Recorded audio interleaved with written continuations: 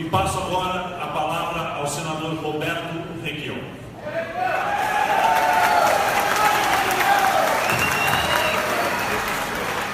Eu peço licença a vocês para não falar da mesa. A minha tribuna é essa ali da esquerda, a tribuna da oposição na Assembleia Legislativa.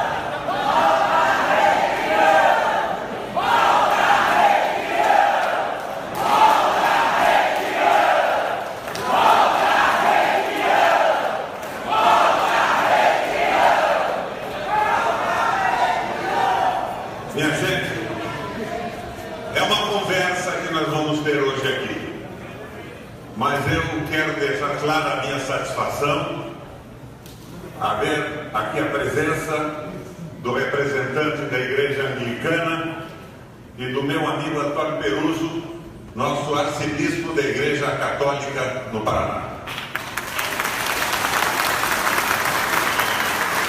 Dom Antônio, não se pode servir a dois senhores. Não se pode servir a Deus e a Mamon.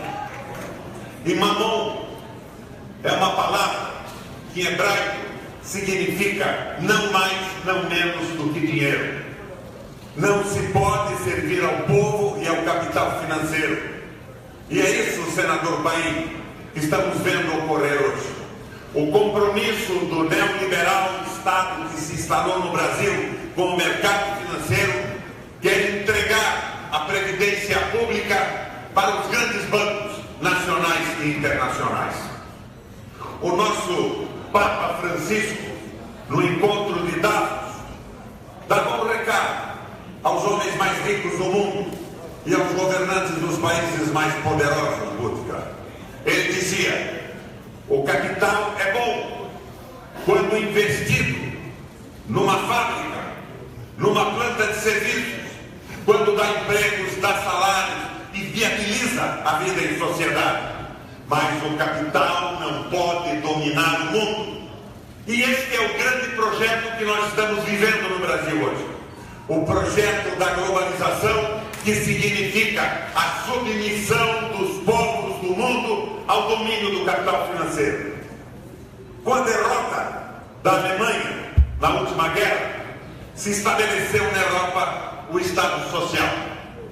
O Estado que respeitava as minorias, o Estado que respeitava as mulheres, o Estado da sustentabilidade, do respeito à natureza. Mas, de repente, não mais que de repente, surge uma reação do domínio do capital financeiro no mundo a partir da Europa. E esta reação, Bútica, se suporta num tripé bem claro, facilmente identificável, lá na Europa e aqui no Brasil. Em primeiro lugar, a precarização dos executivos. Como? A precarização dos executivos com os bancos centrais independentes entregando o comando da economia para o capital financeiro. O executivo, nesse modelo, passa a ser uma espécie de Estado policial, em francês, um gendarme, o Estado armado para reprimir as manifestações de protesto do povo revoltado. É o primeiro tripé, a prevalência absoluta do capital financeiro contra o Estado que se interessa pelas pessoas, pela natureza, que respeita as mulheres e as minorias. O segundo ponto de apoio do tripé é conhecido de todos nós. A Operação Lava Jato está mostrando a cada dia o que ocorre com o nosso parlamento. É a prevalência do financiamento privado de campanha com Caixa 1, 2, 3, é a corrupção do parlamento com o financiamento privado. acabando com os partidos, submetendo os parlamentares aos seus financiadores, meros mandaletes de quem paga as suas campanhas. E a precarização do parlamento dá suporte a essa mudança da valorização do capital financeiro sobre a solidariedade, o amor e o Estado social. O terceiro país é o ponto de apoio mais terrível. É a precarização do trabalho. É o fim da legislação. É a valorização do conveniado sobre o legislado. E isso no Brasil se traduz pela reforma trabalhista, pela reforma da Previdência e pela privatização da Previdência Pública que pretende entregar aos bancos. Nós já vimos o que acontece com isso. Veja o exemplo da Argentina, o exemplo do Chile com o Pinochet. Na Argentina, grande parte da população precariamente é assistida pela Previdência, enquanto no Chile o salário de um trabalhador não ultrapassa, aposentado, a R$441. Grande parte da população não tem mais acesso à Previdência. Estas medidas se contrapõem ao movimento de protesto que se organiza no mundo. A proposta do governo brasileiro não é apenas o fim da CLT, a destruição da Previdência, é a privatização do Estado mínimo, é a selvageria, a barbárie, é o liberalismo econômico que faliu no mundo. É o liberalismo econômico rejeitado na Inglaterra com o Brexit, quando a população, aliada ao capital inglês, diz não ao domínio do capital financeiro alemão no mercado comum. É o desespero da Espanha, que sob o domínio do capital financeiro não consegue montar um governo estável há mais de um ano. É o que aconteceu na França, quando Hollande, do Partido Socialista, adere à visão globalizante sob o domínio do capital financeiro e não consegue nem ser candidato à reeleição. É o que acontece na Itália, quando um primeiro-ministro propõe mudanças na Constituição para estabelecer a primazia do liberalismo econômico sobre o Estado social, é derrotado e renuncia. É o que aconteceu na Grécia, completamente destruída sob o domínio do capital alemão. E nos dizem, precisamos acabar com a Previdência Social porque ela é deficitária. O nosso ministro já deixou claro para vocês que esta é uma falácia. É uma falácia tão clara, Tocas, que o Tribunal de Justiça Federal do Rio Grande do Sul proibiu o governo do Temer de continuar colocando falsidades no rádio, na televisão e nos jornais do Brasil.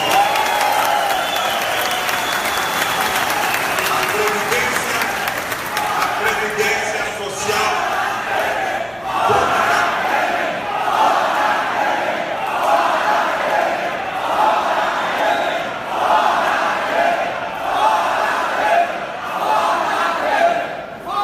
Previdência Social pública no Brasil é francamente superavitária. Ela se sustenta com a contribuição de patrões e empregados, mas o PIS, o PASEP, o COFINS, a contribuição sobre o lucro líquido das empresas, em determinado momento até com o CPMF. Ela é superavitária, amplamente superavitária. O que pretende é entregar essa massa de recursos previdenciários para a administração de grandes bancos nacionais e internacionais. É evidente que a partir de um determinado momento ela encontra dificuldades com o processo recessivo que nós vivemos. Mas como se enfrenta o processo recessivo? Se enfrenta cortando direitos da população trabalhadora, eliminando direitos e garantias conquistadas ao longo de séculos, com a luta de um povo rebelde, de um povo ativo, na defesa das suas prerrogativas? Ou existem outros caminhos para o restabelecimento do desenvolvimento econômico? Eu quero discorrer com vocês sobre algumas soluções tomadas no mundo. Na década de 30, a Alemanha estava quebrada. A mesma coisa acontecia com os Estados Unidos da América. Na Alemanha, o comandante da economia era um sujeito chamado Horace Greeley e Alman Sachs. Economista liberal, Tocas. Absolutamente liberal em todos os seus textos. Mas assumindo o comando da economia, ele percebeu que ele era um alemão que tinha um compromisso com o seu povo e reverteu o processo de administração das finanças do país. Ele acabou com os lucros fantásticos do financiamento da dívida. Da noite para o dia, criou uma moeda na moeda que chamava-se MEF. A taxa Selic, que é essa taxa aqui no Brasil, é a mais alta do planeta, foi reduzida na Alemanha, não tinha esse nome, mas foi reduzida na Alemanha a quase nada. E ele então se associa com grandes empresas alemãs para a construção da infraestrutura que possibilitava a retomada do desenvolvimento e através do Banco Central garante não mais o lucro do financiamento da dívida pública, das ganâncias do capital vadio, mas uma taxa de retorno para quem estivesse investindo nas autobans, nas siderurgias, e da noite para o dia recupera a economia alemã, proibindo que o país comprasse de um país que não comprasse da Alemanha. Protecionismo explícito, Dom José, levantou a economia alemã. Nos Estados Unidos não foi diferente. Franklin Roosevelt era presidente da República. A recessão era brutal. Eis que aparece um industrial, conhecido no mundo amplamente até hoje, o Ford, que inventou a linha de montagem. O Ford sustentava o seu método de produtividade em cima das ideias do economista chamado Taylor. E o Taylor dizia que a maneira de aumentar a produtividade era a especialização do trabalho. O trabalhador especializado produziria mais em menos tempo. Aumentaria de forma fantástica a produtividade da indústria norte-americana. Ford se apropria das ideias do Taylor e cria a linha de montagem. Era a especialização acoplada ao sistema da linha de montagem. Um grupo de operários montava um motor, outro grupo a suspensão, enquanto aquele carro em construção ia passando pela linha de montagem. A indústria americana inteira aderiu ao Fordismo suportado no Taylorismo. E os Estados Unidos estava em recessão. Então, Taylor procura Franklin Delano Roosevelt, presidente da República. E Roosevelt diz a ele: que maravilha vocês fizeram. Vocês estão mudando os Estados Unidos.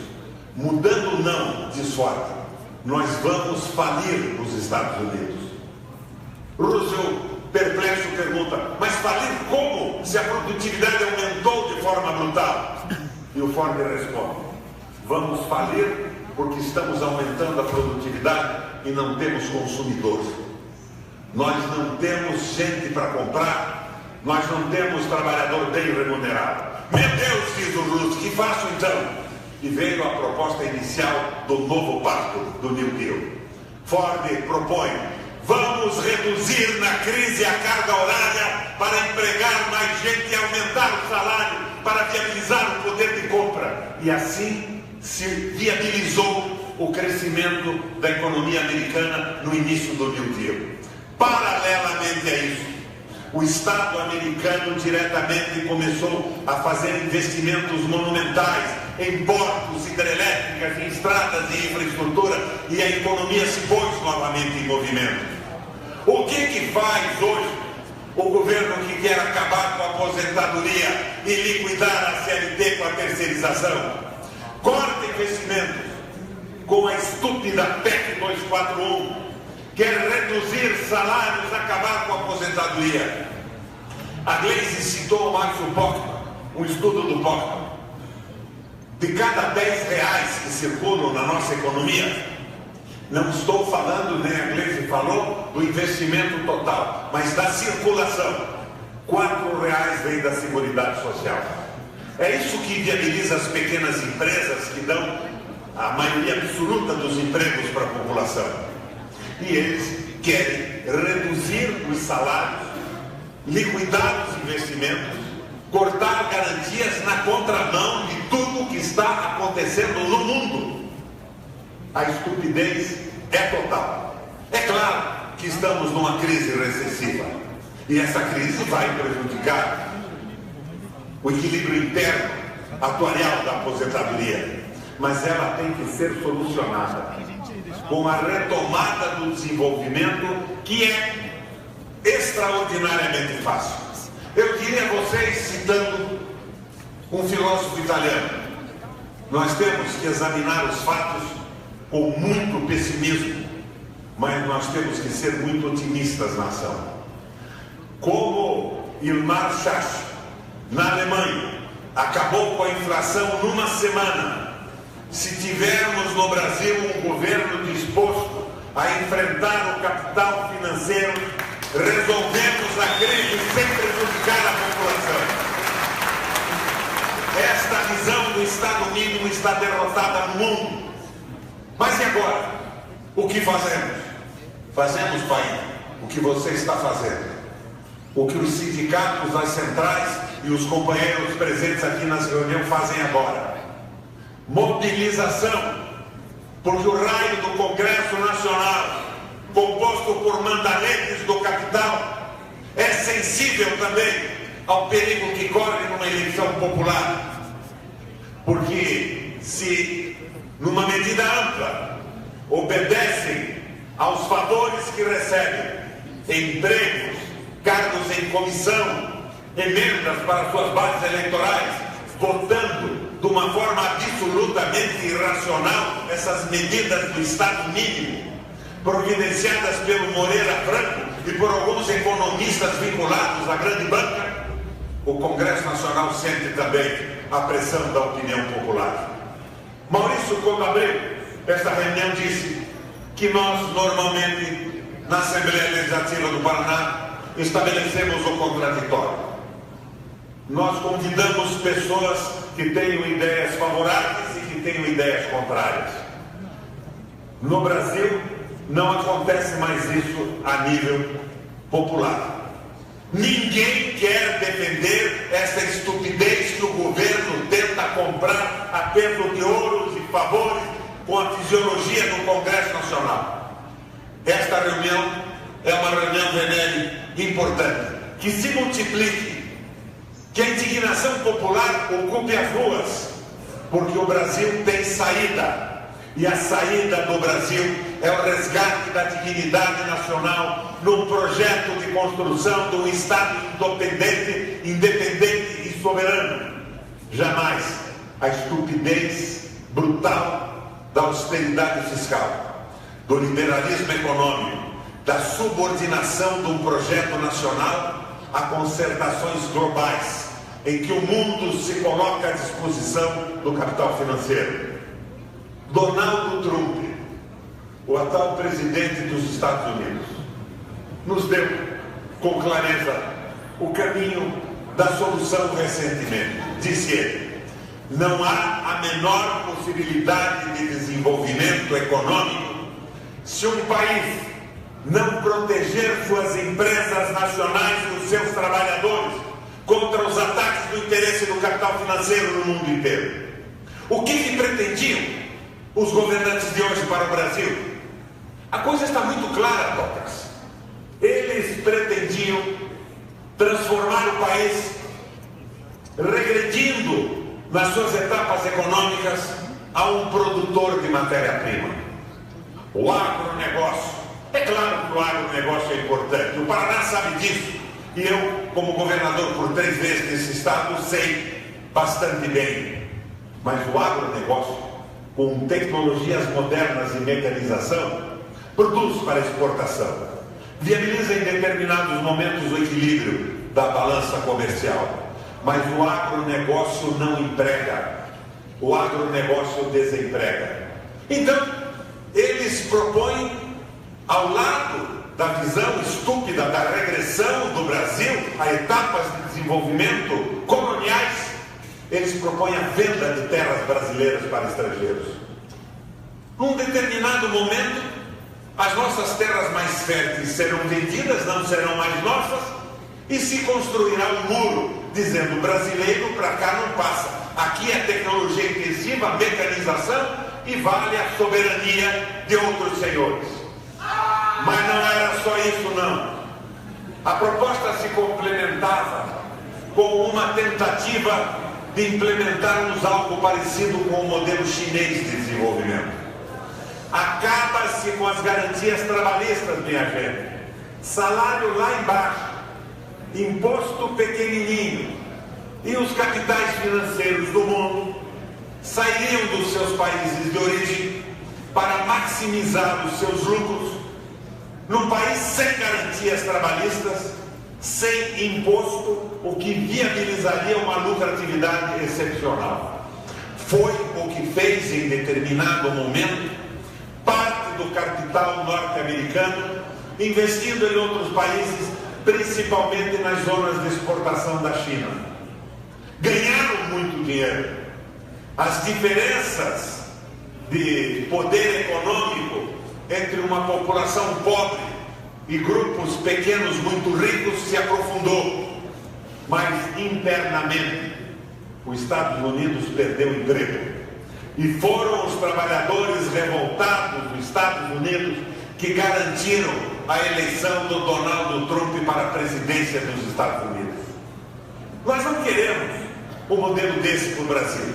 Mas no momento em que o Trump ganha a eleição e que diz que não admitirá mais que os capitais saiam dos Estados Unidos para produzir fora com salários baixos e sem imposto, porque isso desemprega os americanos, ele acabou definitivamente com a proposta neoliberal do Temer e do Macri na Argentina.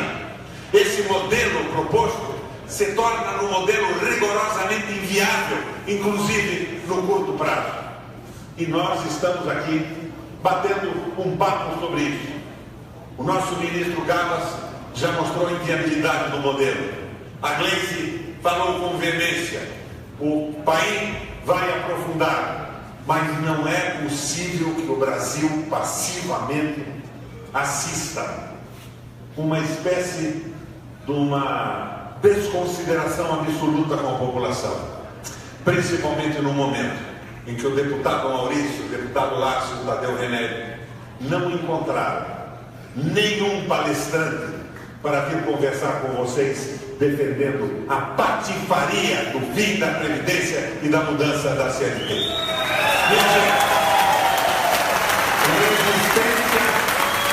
Resistência nas ruas, manifestação com clareza. O Brasil não pode se submeter a um modelo completamente ultrapassado, burro, a essa idiotia do Moreira Franco, do porra louca do Meirelles, que num país sério já deveriam ter sido interditados. Toca medida de segurança para essa gente, porque nem passíveis de serem presos eles são. Tal o nível da sua irresponsabilidade. A luta, companheiro, sem um direito a menos.